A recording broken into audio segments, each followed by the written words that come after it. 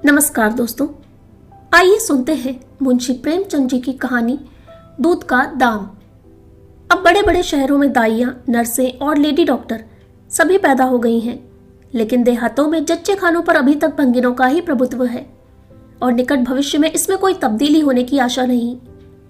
बाबू महेशनाथ अपने गांव के जमींदार थे, शिक्षित थे और जच्चे खानों में सुधार की आवश्यकता को मानते थे, लेकिन इसमें जो बाधाएं थीं उन पर कैसे विजय पाते।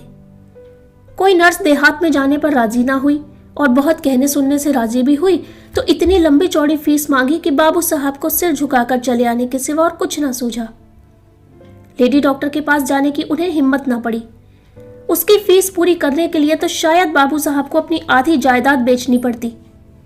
इसलिए जब 3 कन्याओं के बाद वह चौथा लड़का पैदा हुआ तो फिर वही गूदड़ था और वही गूदड़ की बहू। बच्चे अक्सर रात ही को पैदा होते हैं। एक दिन आधी रात को चपरासी ने गूदड़ के द्वार पर ऐसी हाँक लगाई कि पास पड़ोस में भी जाग पड़ गई। लड़की ना थी कि मरी आवाज से पुकारता। गूदड़ के घर में शुभ अवसर के लिए महीनों से तैयारी हो रही थी।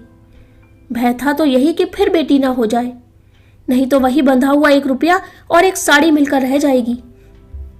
इस विषय में स्त्री पुरुष में कितनी ही बार झगड़ा हो चुका था। शर्त लग चुकी थी। स्त्री कहती थी, अगर अब की बार बेटा ना हो तो मुंह ना दिखाऊं। हाँ, मुंह ना दिखाऊं, सारे लक्षण बेटे के हैं। और गूदड़ कहता था, देख लेना बेटी होगी और बीच खेत बेटी होगी। बेटा निकले तो मूछे मुड़ा लूं। हाँ, मूछे मुड़ा लूं। शायद गूदड़ समझता था कि इस तरह अपनी स्त्री में पुत्र कामना को बलवान करके वह बेटे की अवाई के लिए रास्ता साफ कर रहा है।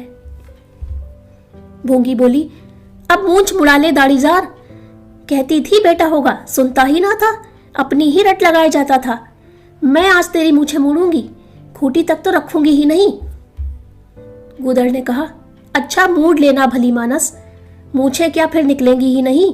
तीसरे दिन देख लेना फिर ज्यों की त्यों है, मगर जो कुछ मिलेगा उसमें आधा रखा लूंगा, कहे देता हूं।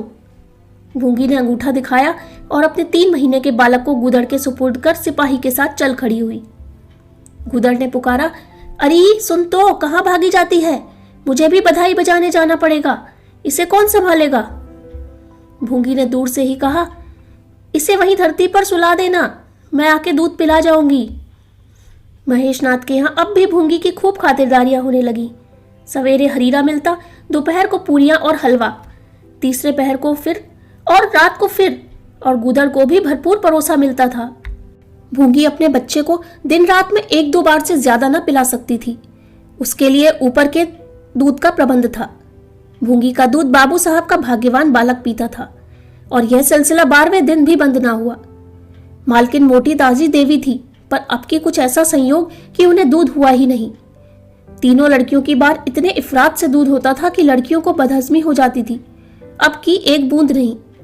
भूंगी दाई भी थी और दूध पिलाई भी। मालकिन कहती, भूंगी हमारे बच्चे को पाल दे, फिर जब तक तू जिए बैठी खाती रहना। 5 बीघे माफी दिलवा दूंगी, नाती पोते तक चैन करेंगे। और भूंगी का लाडला ऊपर का दूध हजम न कर सकने के कारण बार बार उल्टी करता और दिन ब दिन दुबला होता जाता था। भूंगी कहती, बहूजी मूंडन में चूड़े लूंगी, कहे देती हूँ। बहूजी उत्तर देती, हाँ चूड़े लेना भाई, धमकाती क्यों है? चांदी के लेगी या सोने के? वाह बहूजी, चांदी के चूड़े पहन के किसे मुंह दिखाऊंगी और किसकी हंसी होगी? अच्छा सोने के लेना भाई, कह तो दिया। और ब्याह में कंठा लूंगी और चौधरी के लिए हाथों के तोड़े, वह भी लेना, भगवान वह दिन तो दिखावे। घर में मालकिन के बाद भूंगी का राज्य था। महरिया, महाराजिन, नौकर चाकर सब उसका रोब मानते थे। यहां तक कि खुद बहूजी भी उससे दब जाती थी। एक बार तो उसने महेशनाथ को भी डांटा था। हंसकर टाल गए। बात चली थी भंगियों की। महेशनाथ ने कहा था, दुनिया में और चाहे कुछ भी हो जाए, भंगी भंगी ही रहेंगे, इन्हें आदमी बनाना कठिन है। इस पर भूंगी ने कहा था, मालिक भंगी तो बड़ों बड़ों को आदमी बनाते हैं, उन्हें कोई क्या आदमी बनाए। यह गुस्ताखी करके किसी दूसरे अवसर पर भला भूंगी के सिर के बाल बच सकते थे, लेकिन आज बाबू साहब ठठाकर हंसे और बोले, भूंगी बात बड़े पते की करती है। भूंगी का शासनकाल साल भर से आगे ना चल सका। देवताओं ने बालक के भंगिन का दूध पीने पर आपत्ति की। मोटेराम शास्त्री तो प्रायश्चित का प्रस्ताव कर बैठे। दूध तो छुड़ा दिया गया, लेकिन प्रायश्चित की बात हंसी में उड़ गई। महेशनाथ ने फटकार कर कहा, प्रायश्चित की खूब कही शास्त्री जी। कल तक उसी भंगिन का खून पीकर पला, अब उसमें छूत घुस गई। वाह रे आपका धर्म। शास्त्री जी शिखा फटकार कर बोले, यह सत्य है। वह कल तक भंगिन का रक्त पीकर पला, मांस खाकर पला, यह भी सत्य है। लेकिन कल की बात कल थी, आज की बात आज। जगन्नाथपुरी में छूत अछूत सब एक पंगत में खाते हैं, पर यहाँ तो नहीं खा सकते। बीमारी में तो हम भी कपड़े पहने खा लेते हैं, खिचड़ी तक खा लेते हैं बाबूजी, लेकिन अच्छे हो जाने पर तो नेम का पालन करना ही पड़ता है। आप धर्म की बात न्यारी है। तो इसका अर्थ है कि धर्म बदलता रहता है, कभी कुछ कभी कुछ। और क्या, राजा का धर्म अलग, प्रजा का धर्म अलग, अमीर का धर्म अलग, गरीब का धर्म अलग। राजे महाराजे जो चाहे खाएं, जिसके साथ चाहे खाएं, जिसके साथ चाहे शादी ब्याह करें, उनके लिए कोई बंधन नहीं। समर्थ पुरुष है, बंधन तो मध्य वालों के लिए है। प्रायश्चित तो ना हुआ, लेकिन भूंगी को गद्दी से उतरना पड़ा। हाँ, दान दक्षिणा इतनी मिली कि वह अकेले ले ना जा सकी, और सोने के चूड़े भी मिले। एक की जगह 2 नई सुंदर साड़ियां, मामूली नैन सुख की नहीं, जैसी लड़कियों की बार मिली थी। इसी साल प्लेग ने जोर बांधा और गूदड़ पहले ही चपेट में आ गया। भूंगी अकेली रह गई, पर गृहस्थी ज्यों की त्यों चलती रही। लोग ताक लगाए बैठे थे कि भूंगी अब गई। फला भंगी से बातचीत हुई, फला चौधरी आए, लेकिन भूंगी न कहीं आई न कहीं गई। यहां तक कि 5 साल बीत गए और उसका बालक मंगल दुर्बल और सदा रोगी रहने पर भी दौड़ने लगा। सुरेश के सामने पिद्दी सा लगता था। एक दिन भूंगी महेशनाथ के घर का परनाला साफ कर रही थी। महीनों से गलीच जमा हो रहा था। आंगन में पानी भरा रहने लगा था। परनाले में एक लंबा मोटा बांस डालकर जोर से हिला रही थी। पूरा दाहिना हाथ परनाले के अंदर था कि एकाएक उसने चिल्लाकर हाथ बाहर निकाल लिया और उसी वक्त एक काला सांप परनाले से निकलकर भागा। लोगों ने दौड़ाकर उसे मार तो डाला, लेकिन भूंगी को न बचा सके। समझे पानी का सांप है, विषैला ना होगा, इसलिए पहले कुछ गफलत की गई। जब विष देह में फैल गया और लहरें आने लगी, तब पता चला कि वह पानी का सांप नहीं, गेहुवन था। मंगल अब अनाथ था। दिन भर महेश बाबू के द्वार पर मंडराया करता। घर में जूठन इतना बचता था कि ऐसे ऐसे 10-5 बालक पल सकते थे। खाने की कोई कमी ना थी। हाँ, उसे तब बुरा जरूर लगता जब उसे मिट्टी के कसूरों में ऊपर से खाना दिया जाता था। सब लोग अच्छे अच्छे बर्तनों में खाते हैं, उसके लिए मिट्टी के कसूरे। यूं उसे भेदभाव का बिल्कुल ज्ञान ना होता था, लेकिन गांव के लड़के चिढ़ा चिढ़ा कर उसका अपमान करते रहते थे। कोई उसे अपने साथ खिलाता भी ना था। यहां तक कि जिस टाट पर वह सोता था वह भी अछूत था। मकान के सामने एक नीम का पेड़ था। इसी के नीचे मंगल का डेरा था। एक फटा सा टाट का टुकड़ा, 2 मिट्टी के कसूरे और एक धोती, जो सुरेश बाबू की उतरन थी। जाड़ा, गर्मी, बरसात, हर एक मौसम में वह जगह एक सी आरामदेह थी। और भाग्य का बली मंगल झुलसती हुई लू, गलते हुए जाड़े और मूसलाधार वर्षा में भी जिंदा और पहले से कहीं स्वस्थ था। बस उसका कोई अपना था तो गांव का एक कुत्ता, जो अपने सहवर्गियों के जुल्म से दुखी होकर मंगल की शरण आ पड़ा था। दोनों एक ही खाना खाते, एक ही टाट पर सोते। तबीयत भी दोनों की एक सी थी और दोनों एक दूसरे के स्वभाव को जान गए थे। कभी आपस में झगड़ा ना होता। गांव के धर्मात्मा लोग बाबू साहब की इस उदारता पर आश्चर्य करते। ठीक द्वार के सामने 50 हाथ भी ना होगा, मंगल का पड़ा रहना उन्हें 16 आने धर्म विरुद्ध जान पड़ा। छी, यही हाल रहा तो थोड़े ही दिनों में धर्म का अंत ही समझो। भंगी को भी भगवान ने ही रचा है, यह हम भी जानते हैं। उसके साथ हमें किसी तरह का अन्याय न करना चाहिए, यह किसे नहीं मालूम। भगवान का तो नाम ही पतित पावन है, लेकिन समाज की मर्यादा भी कोई वस्तु है। उस द्वार पर जाते हुए संकोच लगता है। गांव के मालिक हैं, जाना तो पड़ता ही है, लेकिन बस यही समझ लो कि घृणा होती है। मंगल और टॉमी में गहरी बनती थी। मंगल कहता, देखो भाई टॉमी, जरा और खिसक कर सो, आखिर मैं कहाँ लेटूं? सारा टाट तो तुमने घेर लिया।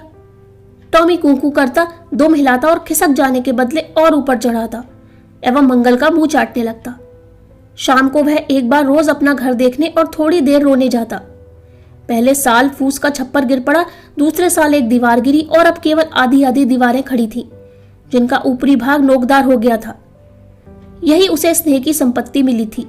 वही स्मृति ही आकर्षण, वही प्यार उसे एक बार उस उजड़ में खींच ले जाता था और टॉमी सदैव उसके साथ होता था।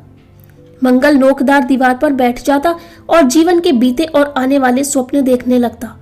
और बार बार उछलकर उसकी गोद में बैठने की असफल चेष्टा करता। एक दिन कई लड़के खेल खेल रहे थे। मंगल भी पहुंचकर दूर खड़ा हो गया। या तो सुरेश को उस पर दया आई या खेलने वालों की जोड़ी पूरी ना पड़ती थी, कह नहीं सकते। जो कुछ भी हो, तजवीज की कि आज मंगल को भी खेल में शरीक कर लिया जाए। यहां कौन देखने आता है? क्यों रे मंगल, खेलेगा? मंगल बोला, ना भैया, कहीं मालिक देख ले तो मेरी चमड़ी उधेड़ दी जाए। तुम्हें क्या, तुम तो अलग हो जाओगे। सुरेश ने कहा, तो यहां कौन आता है देखने बे? चल हम लोग सवार सवार खेलेंगे, तू घोड़ा बनेगा, हम लोग तेरे ऊपर सवारी करके दौड़ाएंगे। मंगल ने शंका की, मैं बराबर घोड़ा ही रहूंगा कि सवारी भी करूंगा, यह बता दो। यह प्रश्न टेढ़ा था, किसी ने इस पर विचार न किया था। सुरेश ने एक क्षण विचार करके कहा, तुझे कौन अपनी पीठ पर बिठाएगा, सोच। आखिर तू भंगी है कि नहीं? मंगल भी कड़ा हो गया, बोला, मैं कब कहता हूं कि मैं भंगी नहीं हूं, लेकिन तुम्हें मेरी ही मां ने अपना दूध पिलाकर पाला है। जब तक मुझे भी सवारी करने को ना मिलेगी मैं घोड़ा ना बनूंगा। तुम लोग बड़े चगड़ हो, आप तो मजे से सवारी करोगे और मैं घोड़ा ही बना रहूं। सुरेश ने डांट कर कहा, तुझे घोड़ा बनना पड़ेगा, और मंगल को पकड़ने दौड़ा। मंगल भागा, सुरेश ने दौड़ाया। मंगल ने कदम और तेज किया, सुरेश ने भी जोर लगाया, मगर वह बहुत खा खाकर थुलथुल हो गया था और दौड़ने में उसकी सांस फूलने लगती थी। आखिर उसने रुक कर कहा, आकर घोड़ा बनो मंगल, नहीं तो कभी पा जाऊंगा तो बुरी तरह पीटूंगा। तुम्हें भी घोड़ा बनना पड़ेगा। अच्छा, हम भी बन जाएंगे। तुम पीछे से निकल जाओगे, पहले तुम घोड़ा बन जाओ, मैं सवारी कर लूं, फिर मैं बनूंगा। सुरेश ने सचमुच चकमा देना चाहा था। मंगल का यह मुतालबा सुनकर साथियों से बोला, देखते हो उसकी बदमाशी, भंगी है ना। तीनों ने मंगल को घेर लिया और उसे जबरदस्ती घोड़ा बना दिया। सुरेश ने चटपट उसकी पीठ पर आसन जमा लिया और टिक टिक करके बोला, चल घोड़े चल। मंगल कुछ देर तक तो चला, लेकिन उस बोझ से उसकी कमर टूटी जाती थी। उसने धीरे से पीठ सिकोड़ी और सुरेश की रान के नीचे से सरक गया। सुरेश महोदय लद से गिर पड़े और भोंपू बजाने लगे। मां ने सुना सुरेश कहीं रो रहा है। सुरेश कहीं रोए तो उनके तेज कानों में जरूर भनक पड़ जाती थी, और उसका रोना भी बिल्कुल निराला होता था, जैसे छोटी लाइन के इंजन की आवाज। मेहरी से बोली, देख तो सुरेश कहीं रो रहा है, पूछ तो किसने मारा है। इतने में सुरेश खुद आंखें मलता हुआ आया। उसे जब रोने का अवसर मिलता था तो मां के पास फरियाद लेकर जरूर आता था। मां मिठाई या मेवे देकर आंसू पोंछ देती थी। आप थे तो 8 साल के, मगर थे बिल्कुल गावदी। हद से ज्यादा प्यार ने उसकी बुद्धि के साथ वही किया था जो हद से ज्यादा भोजन ने उसकी देह के साथ। मां ने पूछा, क्यों रोता है सुरेश, किसने मारा? सुरेश ने रोकर कहा, मंगल ने छू दिया। मां को विश्वास न आया। मंगल इतना निरीह था कि उससे किसी तरह की शरारत की शंका न होती थी, लेकिन जब सुरेश कस्में खाने लगा तो विश्वास करना लाजिम हो गया। मंगल को बुलाकर डांटा, क्यों रे मंगल, अब तुझे बदमाशी सूझने लगी? मैंने तुझसे कहा था सुरेश को कभी मत छूना, याद है कि नहीं, बोल। मंगल ने दबी आवाज में कहा, याद क्यों नहीं है? तो फिर तूने उसे क्यों छुआ? मैंने नहीं छुआ। तूने नहीं छुआ तो वह रोता क्यों था? गिर पड़े, इससे रोने लगे। चोरी और सीना चोरी? देवी जी दांत पीस कर रह गई। मारती तो उसी दम स्नान करना पड़ता, छड़ी तो हाथ में लेनी ही पड़ती, और छूत का विद्युत प्रवाह इस छड़ी के रास्ते उनकी देह में पेवस्त हो जाता। इसलिए जहां तक गालियां दे सकी दी और हुक्म दिया कि अभी अभी यहां से निकल जा, फिर जो इस द्वार पर तेरी सूरत नजर आई तो खून ही पी जाऊंगी। मुफ्त की रोटियां खा खाकर शरारत सूझती है। मंगल में गैरत तो क्या थी, हाँ डर था। चुपके से अपने सकोरे उठाए, टाट का टुकड़ा बगल में दबाया, धोती कंधों पर रखी और रोता हुआ वहां से चल पड़ा। अब वह यहां कभी ना आएगा। यही तो होगा कि भूखों मर जाएगा। क्या हरज है, इस तरह जीने से फायदा ही क्या? गांव में उसके लिए और कहां ठिकाना था। भंगी को कौन पनाह देता? उसी खंडर की ओर चला जहां भले दिनों की स्मृतियां उसके आंसू पोंछ सकती थी, और खूब फूट फूट कर रोया। उसे क्षण टॉमी भी उसे ढूंढता हुआ पहुंचा और दोनों फिर अपनी व्यथा भूल गए। लेकिन ज्यों ज्यों दिन का प्रकाश क्षीण होता जाता था, मंगल की ग्लानि भी क्षीण होती जाती थी। बचपन को बेचैन करने वाली भूख देह का रक्त पी पी पी कर और भी बलवान हो जाती थी। आंखें बार बार कसोरों की ओर उठ जाती। वहां अब तक सुरेश की जूठी मिठाइयां मिल गई होती, यहां क्या धूल फाके। उसने टॉमी से सलाह की, खाओगे क्या टॉमी? मैं तो भूखा लेटे रहूंगा, टॉमी ने कूं कूं करके शायद कहा। इस तरह का अपमान तो जिंदगी भर सहना है। यूं हिम्मत हारोगे तो कैसे काम चलेगा? मुझे देखो ना, कभी किसी ने डंडा मारा, चिल्ला उठा, फिर जरा देर बाद दुम हिलाता हुआ उसके पास जा पहुंचा। हम तुम दोनों इसलिए बने हैं भाई। मंगल ने कहा, तो तुम जाओ, जो कुछ मिले खा लो, मेरी परवाह ना करो।